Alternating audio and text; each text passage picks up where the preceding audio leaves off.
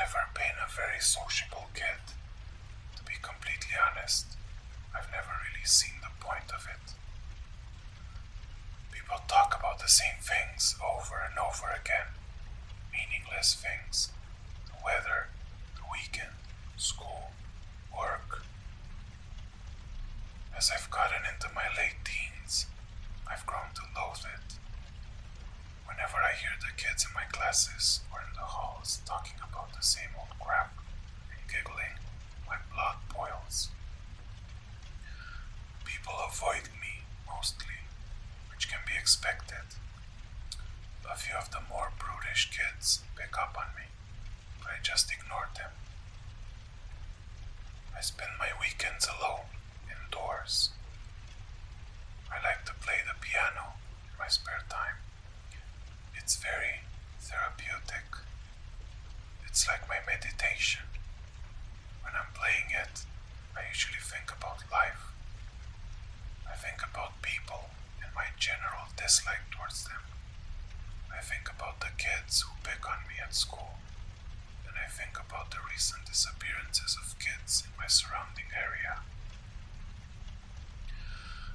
They were all kids of similar age to myself, mostly girls, some even from my school, my classes. There have been 8 in total. I've been keeping track of them, you see. I follow their stories in the newspapers quite closely. I'm very keen on what the police find at the scene and always keep an eye out for any evidence they find that might lead them to the killer. The profiles are always the same. They are usually discovered in back alleys or in ditches, always with their throat slit in a clean and precise manner. The curious part that the police can't seem to figure out is why the victims always have their tongues removed, ripped out from their jaws, and I quote the newspaper when I say this, while the victims were still alive. They say it's the worst serial killing they've had in my country for years. The killer is calm, meticulous, and leaves not one shred of evidence at the crime scenes. Whatever the reason, my classes have been getting noticeably quieter, as the noisiest of the kids have one by one gone missing, only to be found days later, mutilated and dumped, as if they were trash. It's so much more pleasant. I can concentrate properly now. There's still one girl in my class though, who really grinds my gears with her high-pitched, whiny voice and that piercing laugh that seems to penetrate deep into my skull every time I have the displeasure of hearing it. I heard her again today, loud and irritating as usual, and couldn't help thinking that she used that tongue of hers far too much. I might even go as far to say that she didn't deserve to have it at all.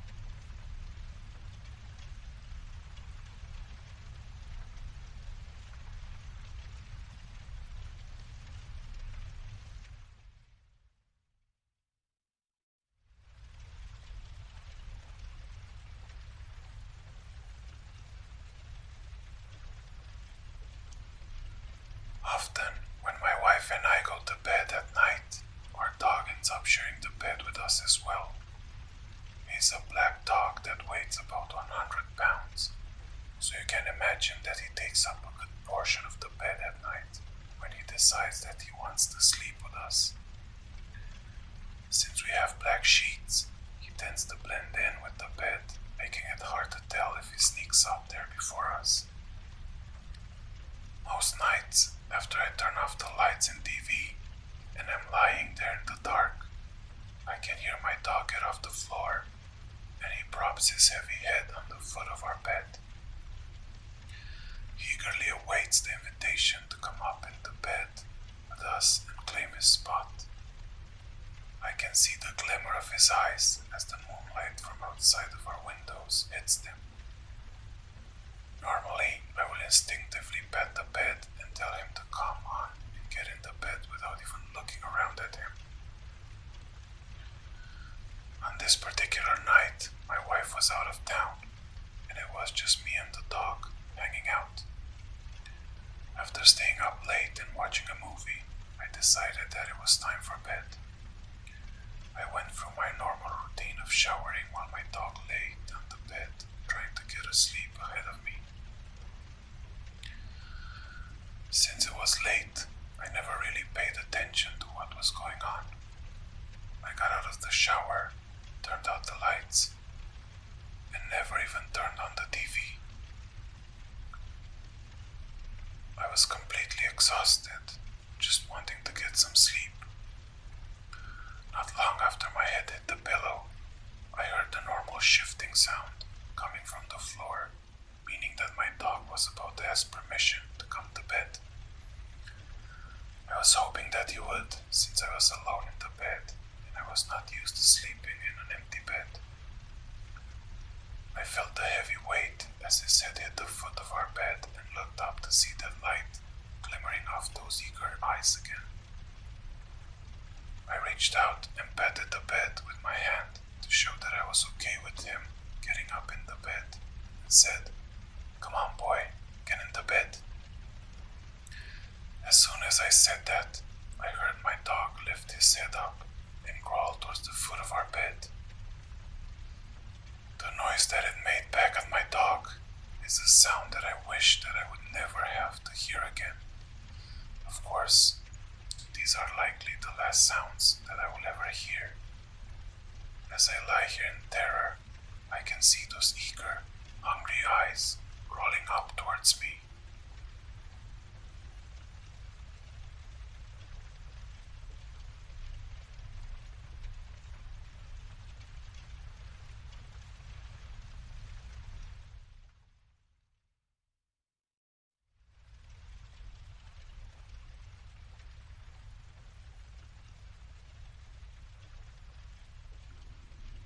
"6 a.m. Thomas had always been a creature of habit, a man whose life was built on the bedrock of routine. The steady rhythm of his days provided him with a sense of security and stability. But after the accident that tore his world apart, Thomas found himself adrift in an ocean of sorrow and despair. It had been a month since he lost his family, his wife Emma, and their 2 children, Lily and Jack. The details of that fateful Monday morning were forever etched into his memory. The hurried rush to get the kids ready for school, Emma's frantic shouts as she urged them to grab their bags and buckle up, and the terrible phone call he received at 6:10 a.m. informing him of the horrific crash that had taken their lives. Thomas was a broken man, consumed by grief and guilt, the once familiar patterns of his life now reduced to painful memories. His once cozy home had become a haunted shell, filled with the echoes of the love and laughter that had once filled its walls. Every Monday morning, at exactly 6 a.m., Thomas would awaken to the chilling sound of Emma's voice, calling out to their children in the empty rooms. The phantom cries pierced his heart like a dagger, each shout a reminder of the void left behind by the tragedy. He would lie in bed, listening to the spectral sounds of his family's final moments, the hurried footsteps, the rustling of backpacks, and the slamming of the car door. The ordeal would culminate at 6:10 a.m. when an eerie silence descended upon the house, a cruel reminder of the moment their lives were stolen away. With each passing week, the ghostly repetition of that morning grew more vivid, more torturous. The line between reality and the haunting memories began to blur, leaving Thomas wondering if he was losing his grip on sanity. He tried to escape the torment by changing his routine, but no matter what he did, the chilling echoes of his family's last morning continued to haunt him. He would try to rise later, hoping to avoid the cruel ritual, only to find himself wide awake at 6 a.m., as if drawn by some unseen force. Thomas sought solace in the company of others, desperate for a connection to the living world. But even among friends, he felt isolated and alone, unable to shake the weight of his loss. As the weeks turned into months, Thomas began to feel as if he was trapped in a purgatory of his own making, a place where the past and the present were inextricably entwined. Each Monday morning was a reminder of his failure to protect his family, a cycle of pain from which there seemed to be no escape.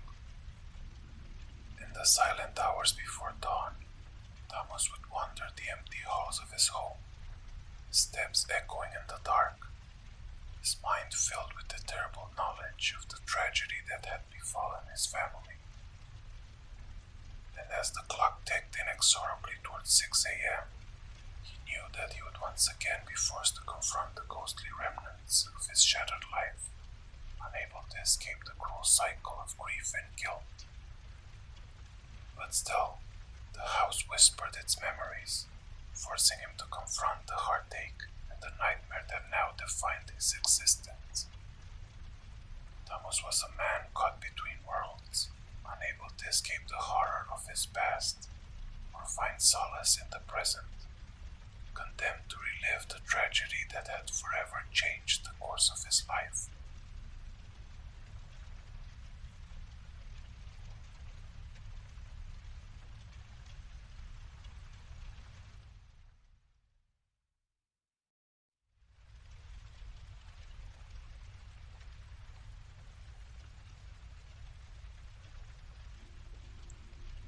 The Fortune Teller.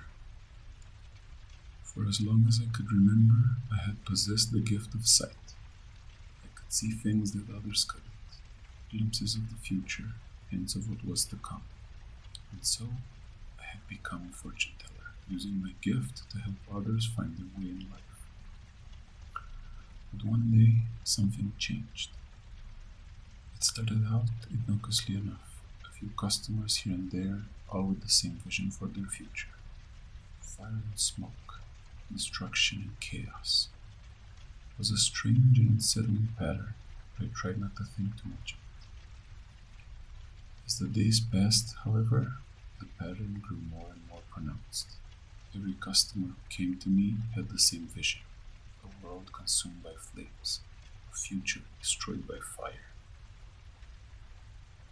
At first, I thought it was just a coincidence, but as the days turned into weeks, and the weeks turned into months, I began to realize that something was very wrong. There was a darkness creeping into the world, a force that was spreading like cancer and consuming everything in its path. I tried to warn people, to tell them of the danger that was coming, but no one would listen. They scoffed at me and dismissed me as a madman. And so I retreated into myself, withdrawing from the world and the people in it. But the visions only grew stronger. They came to me in my dreams, in my waking moments, and even in the midst of my daily routines. Everywhere I turned, I saw the same thing: a world consumed by fire and smoke, a future destroyed by the darkness that was spreading like a plague. And then, one day, it happened. The sky turned red, and the ground shook with the force of the flames. I watched in horror as the world burned around me, as the very fabric of reality was torn apart by the darkness that had consumed it. As the flames of the apocalypse consumed everything in their path, the vast majority of humanity was wiped out. Only a handful of individuals managed to survive the cataclysmic event. And as I stood there, alone in the midst of the burning ruins, I realized that my gift had been a curse all along. I had seen the future, but I had been powerless to change it. And now, as the world burned around me, I knew that there was no going back. In the aftermath of the apocalypse, I wandered the desolate ruins of what was once a thriving civilization. The world was unrecognizable, a barren wasteland devoid of life and hope. I was among the very last humans alive, damned to bear witness to the world that once was. As I roamed the empty streets and charred remains of buildings, I thought back to the days when I had used my gift to help others. I had believed that I could make a difference, that I could use my abilities for good. But in the end, it all had been for naught. I had been powerless to stop the darkness that had consumed the world. My warnings had fallen on deaf ears, and now I was left to bear witness to the destruction that I had foreseen. In the days that followed, I struggled to come to terms with my newfound reality. I had lost everything: my home, my loved ones, my purpose in life. The weight of my gift hung heavy on my shoulders, a constant reminder of the world that had been lost, a world I had failed to help.